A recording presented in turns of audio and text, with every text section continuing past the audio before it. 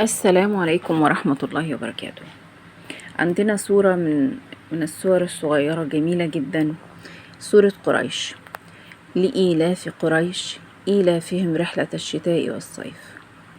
لو مسكنا الكلمة الأولى، كلمة لإيلاف قريش، ربنا سبحانه وتعالى بيوجه نظرنا كلنا، لأن الكتاب ده للناس كافة، مش مخصوص بقريش بس. يعني الحدث مش جاي لقريش بس وخلاص انتهينا، لا، انا كمان في بعض احيان اكون انا قريش. ازاي؟ اي حد عنده نعم وائتلفها وبقى بالنسبة له حق مكتسب وعادي جدا انها تبقى موجودة في الحياة، فهو في اللحظة دي قريش.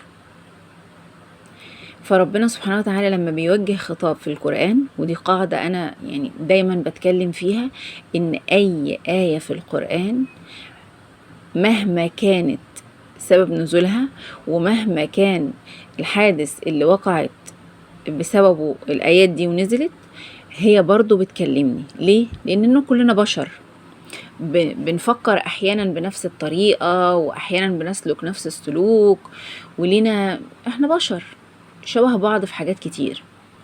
فممكن أنا في آية أبقى فرعون، في آية تانية أبقى قريش، في آية تالتة أبقى تبع، في آية رابعة أبقى نملة سليمان.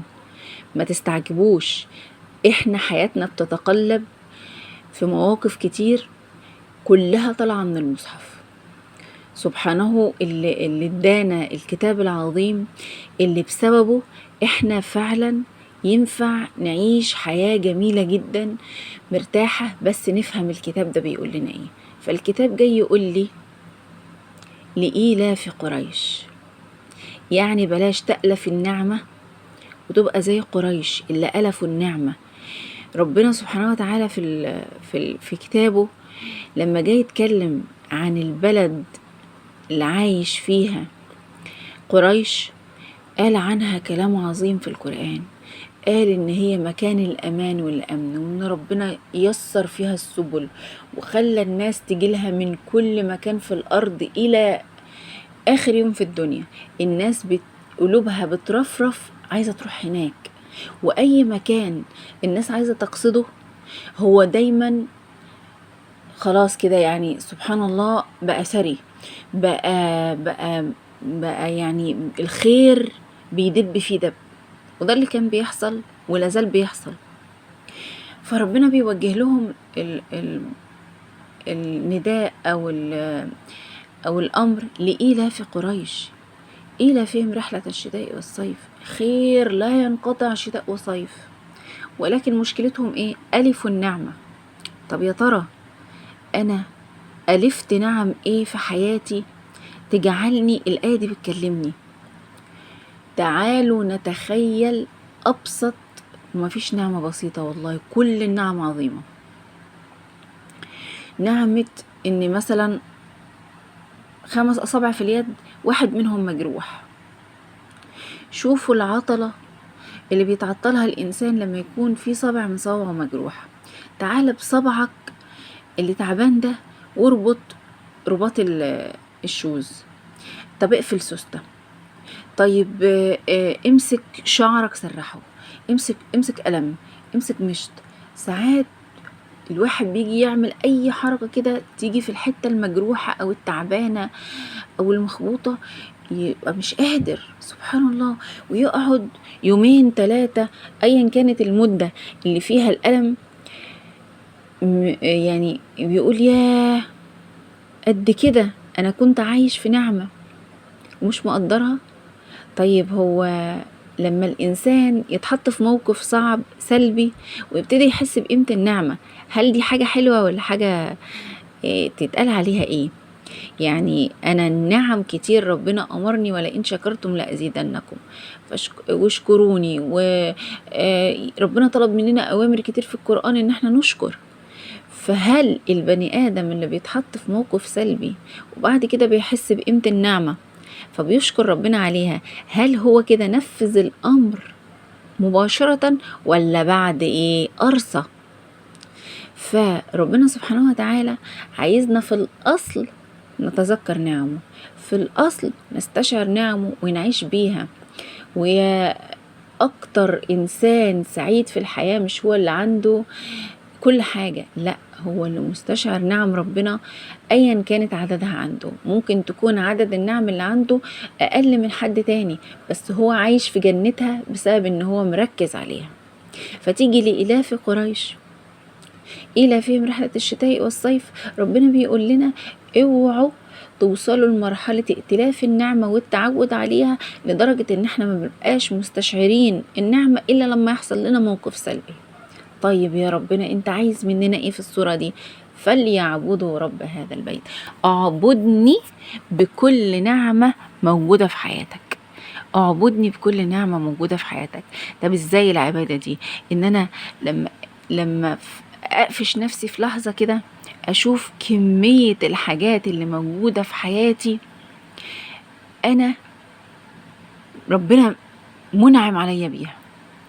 تعالى وانت بتسمعني في الفيديو ده وانت بتسمعيني في الفيديو ده، ايه النعم اللي تقدري ترصديها دلوقتي؟ وان تعدوا نعمة الله لا تحصوها، ده امر مفروغ منه. ولكن انا مش هروح بقى ما افكرش، لا، يلا نجيب شوية نعم من اللي في اللحظة حالا وانت بتسمع الفيديو. ودنك اللي سمعاني، عينيك اللي بتقلب في الموبايل، صباعك اللي بتتحرك بيه في الموبايل، الهواء اللي بتتنفسه، المكان اللي انت قاعد فيه، الإضاءة، الكهرباء، الصحة، النعمة، الوعي.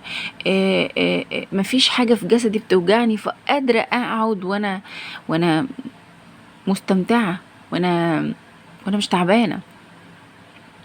البلد الآمن اللي أنا عايش فيه، النت، الكهرباء، البيت، الباب، الأوضة، حاجات كتير كتير كتير كتير. لو مسكت ورقة وقلم والله وبتكرار الأمر هيبقى الإنسان بيكتشف إن يعني في حاجات صغيرة جدا هي نعم بس وقلتها بتوجع، بس احنا مش مستشعرينها. فليعبدوا رب هذا البيت. كل نعمة هي في الأصل تطعمنا من جوع وتأمننا من خوف. كل نعمة هترصدها دلوقتي هي بتلبي لك احتياج أو بتأمن لك مكان خوف. سبحانك ربي. سورة صغيرة، سورة مكونة من عدة آيات، ولكنها يعني زاوية وركن أساسي من أركان عبوديتنا لربنا. لإيلاف قريش إيلافهم رحلة الشتاء والصيف فليعبدوا رب هذا البيت الذي أطعمهم من جوع وآمنهم من خوف. يا أسعد خلق الله، يلي نعم ربنا مش بتفارق خيالك. مش لازم نتقرص ونتعب وتتسحب مننا النعمة عشان نحس بيها. مرة جات لي استشارة من واحدة كان عندها مشكلة، نقص شيء معين، يعني حاجة كده كانت يعني البنات اللي في سنها موجودة عندها سبحان الله، وهي لسه الأمر ده ما حصل لهاش. فيعني حياتها كانت بالنسبة لها هي مركزة على النقص، فكانت عايشة في جحيم وعايشة أهلها في جحيم ونفسيتها وحشة ومش حاسة بطعم حاجة. ويعني كانت جايالي في الاستشارة قمة في البؤس لدرجة الانتحار، لدرجة ان هي بقى بيجيلها حالة عصبية كانت بتتعالج منها. فقعدنا نتكلم يعني استشارة مع استشارة مع استشارة. ابتديت اركز لها في ان طلعي لي الحلو اللي في حياتك، تعالي نركز على الحلو اللي في حياتك، ما تخليش لحظة تعدي الا وعينك بترصد نعم ربنا. والله هي كانت يعني ما شاء الله عليها، اتفتح لها كده احساس بان الحياة حلوة وان ربنا جميل وربنا طيب وان ربنا مديني نعم كتير. بلاش يبقى استحوذ عليهم الشيطان فانساهم ذكر الله، نسيت. فراحت الحالة دي جت لها، تعالي بقى نعكس، تعالي نعيش نعم ربنا، تعالي شوفي انت عندك ايه. كل ما تيجي تحبطي افتكر النعم اللي عندك، ركزي عليها. والله والله والله إن حالتها اتحسنت جدا، والشيء اللي كانت بتحلم بيه وشايفاه خلاص أنا هنتحر علشان حياتي بقت بؤس من غيره، جالها بمنتهى السهولة وعايشة في نعيم. ليه؟ لأن الإنسان اللعبة الشيطانية اللي بيلعبها معانا الشيطان دايما إن نسيب الموجود وركز على المفقود. فآية كريمة تذكرنا إزاي نتصرف وإيه سلوكنا مع حياتنا. اللي انت موجود فيه دلوقتي لازم تفرح بيه وترضى بيه، ولا سوف يعطيك ربك فترضى، ولا سوف ترضى، إنه الله سبحانه وتعالى. والحياة ما أجملها بنعم ربنا. والسلام عليكم ورحمة الله وبركاته.